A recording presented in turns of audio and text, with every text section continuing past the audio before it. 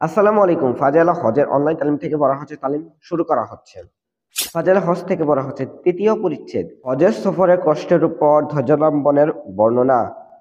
সফর যেই প্রকারের হোক না কেন উহাতে কষ্ট নিশ্চয়ই আছে। এই জন্যই শরীয়তে উহার প্রতি লক্ষ্য রাখিয়া 4 রাকাত ফরজ নামাজকে 2 রাকাত করা হইয়াছে। হাদিসে বর্ণিত আছে, সফরে আগুনের একটা টুকরা কাজেই কষ্ট তো সেখানে থাকিবেই। বিশেষ করিয়া হজের সফর তো প্রেম ও ভালোবাসার সফর। প্রেমিকদের মতেই ইহা সম্পাদনা করিতে হইবে। কেউ তাহাকে অন্যায় বলিবে, গালি দিবে, পাথর মারিবে, যাহা ইচ্ছা তাহাই করিবে, সে উহার প্রতি ভ্রূক্ষেপ করিবে না, বরং মাহবুবের মতো মানসিকতার সন্তুষ্ট থাকিবে এবং আনন্দ চিত্তে সে কোনো প্রকার দুঃখ কষ্ট সহ্য করিয়া যাইবে। তবে যদ্বারা দিন এবং স্বাস্থ্যের উপর বিরূপ ক্রিয়া হইবে, উহা সহ্য করার কোনো অর্থই নাই। ইমাম গাজ্জালী রহমতুল্লাহ আলাইহি বলেন, এই সফরে মানুষ যাহা খরচ করিবে আনন্দ চিত্তে করিবে এবং জান মালের যাহা নোকসান হইবে উহা সন্তুষ্টি চিত্তে বরদাস্ত করিবে, কেননা ইহাই হইল হজ কবুল হওয়ার আলামত। হজের রাস্তায় মুসিবত জিহাদের খরচ করার সমতুল্য, অর্থাৎ 1 টাকায় 7 লক্ষ টাকা সওয়াব পাওয়া যায়। হজের সফরে কষ্ট করা জিহাদে কষ্ট করা সমতুল্য। আল্লাহর দরবারে উহার জন্য বড় প্রতিদানের ব্যবস্থা রহিয়াছে।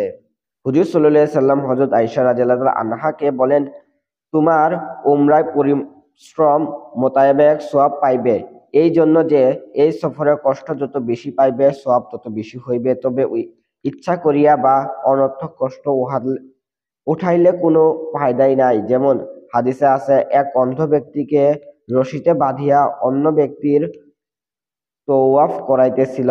উহা দেখিয়া হুজুর সাল্লাল্লাহু আলাইহি সাল্লাম রশি কাটিয়া দিলেন এবং হাত ধরিয়া তওয়াফ করিতে বলিলেন।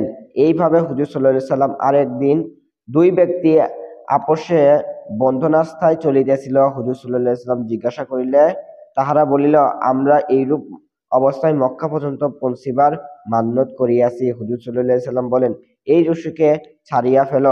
নেক কাজে মান্যত করিতে হয়, ইহা শয়তানি কাজ। তবে এই রাস্তায় পদব্রজে চলা অবশ্য প্রশংসনীয়। ইহাতে যতটুকু সম্ভব কষ্ট সহ্য করিবে।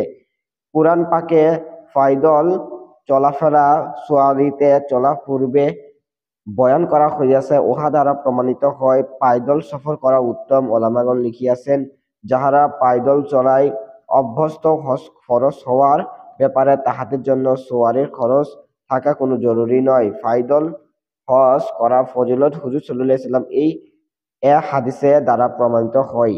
হুজুরে পাক সাল্লাল্লাহু আলাইহি সাল্লাম ইরশাদ করেন, যেই ব্যক্তি হজের সফরে পায়দলে করিবে এবং পায়দলে ফিরিয়াই আসিবে, তাহার আমল নামায় হারাম শরীফের 700 নেকি লেখা যাইবে।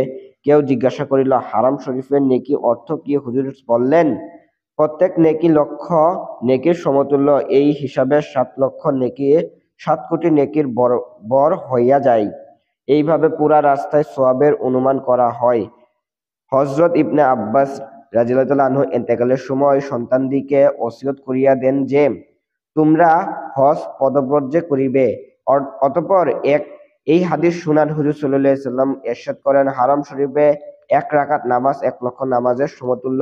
হযরত হাসান বসরি রাদিয়াল্লাহু আনহু বলেন, হারাম শরীফে 1 রোজা 1 লক্ষ রোজার বরাবর এবং 1 দিরহাম সদকা 1 লক্ষ দিরহামের বরাবর সওয়াব। এইভাবে প্রত্যেক নেকি হারামের বাহিরে 1 লক্ষ নেকি বরাবর। এখানে লক্ষণীয় যে এইভাবে হারামের প্রত্যেক নেকি 1 লক্ষ নেকির সমান, তদুপর গুনাহ ও ওই পরিমাণ বাড়িয়া যায়। এই কারণে সেখানে গুনাহ করার মতো মারাত্মক। ইবনে আব্বাস রাদিয়াল্লাহু আনহু বলেন, হারামের বাহিরে আমি 70টা পাপ করিব, ইহা হারামের মধ্যে একটি পাপ করার চেয়ে ভালো। হুজুর সাল্লাল্লাহু আলাইহি সাল্লাম বলেন, ফেরেশতাগণ সুওয়ারির আগতুল্য হাদীদের সহিত মুসাফা করে আর পায়দুল হাদীদের সহিত মুআনাকা করে, অর্থ গলায় গলাগলি করে। হযরত ইবনে আব্বাস রাদিয়াল্লাহু আনহু অসুস্থতা শুরু ফরমাইয়াছেন যে, আমি বেশি অনুতাপ আর কোনো জিনিসের জন্য করি নাই, যত বেশি করিয়া থাকি এই জন্য যে আমি একটি পায়দল হজ করিতে পারিতাম না, কেননা আল্লাহ পাক ইহাতে প্রাধান্য দিয়াছে। মুজাহিদ রাদিয়াল্লাহু আনহু বলেন, হযরত ইসমাইল এবং ইব্রাহিম আলাইহিস সালাম পায়দল হজ করিয়াছেন। এক রিওয়ায়াতে আছে হযরত আদম আলাইহিস সালাম হিন্দুস্তান হইতে পায়দলে 1000 হজ করিয়াছে। অন্যত্র আছে 40 হজ করিয়াছে। ইবনে আব্বাস রাদিয়াল্লাহু আনহু বলেন, আম্বিয়া একরামের পায়দল হজ করা অভ্যাস ছিল। মুল্লা আলী কারি রহমতুল্লাহ আলাইহি বলেন, উত্তম হইল হারামের সীমানায় প্রবেশ করিয়া পায়দল চলিবে। ইমাম গাজ্জালী রহমতুল্লাহ আলাইহি বলেন, শক্তি থাকিলে পায়দল চলাই উত্তম, কেননা ইবনে আব্বাস রাদিয়াল্লাহু আনহু মৃত্যুকালে ছেলেদিকে পায়দল হজ করার ওসিয়ত করেন এবং বলেন, ইহাতে প্রত্যেক কদমে 100 নেকি লেখা হয়। ইহার প্রত্যেক নেকি 1,00,000 নেকির বরাবর।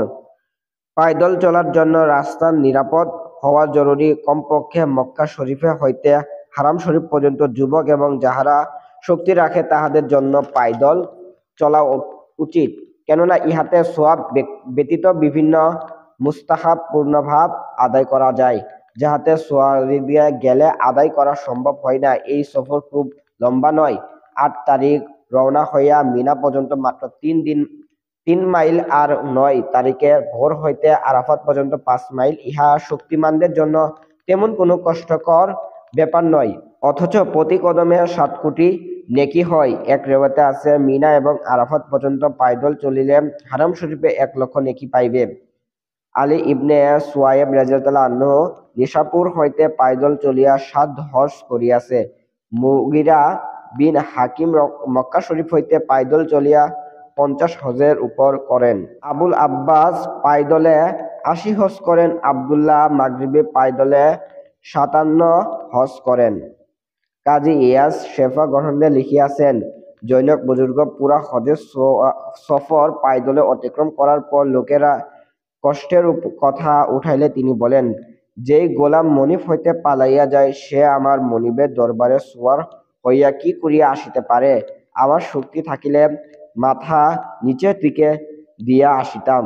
এই সফরে ইহা একটি সাধারণ দৃষ্টান্ত।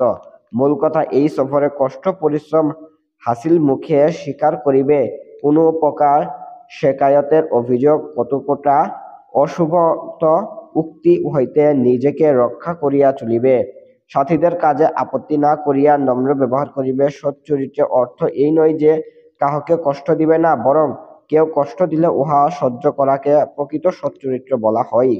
কেউ কেউ পয়দালের চেয়ে সুয়ারিতে হজ করা উত্তম বলিয়াছেন, কেননা পায়দল চলিতে চলিতে অনেক সময় মেজাজ করা ও রুক্ষ হইয়া যায়। পায়দল চলিতে থাকলে আখলাক খারাপ হইয়া যায়। তাহার সোয়ারি সফর করিবে, ভক্তি শ্রদ্ধা আগ্রহ উদ্দীপনা নিয়া সফর করিবে, মাহবুবের শহরে যাইবে, দুঃখ কষ্ট রৌদ্র বৃষ্টি শান্তি অশান্তি কোনো কিছুই পরোয়া করিবে না।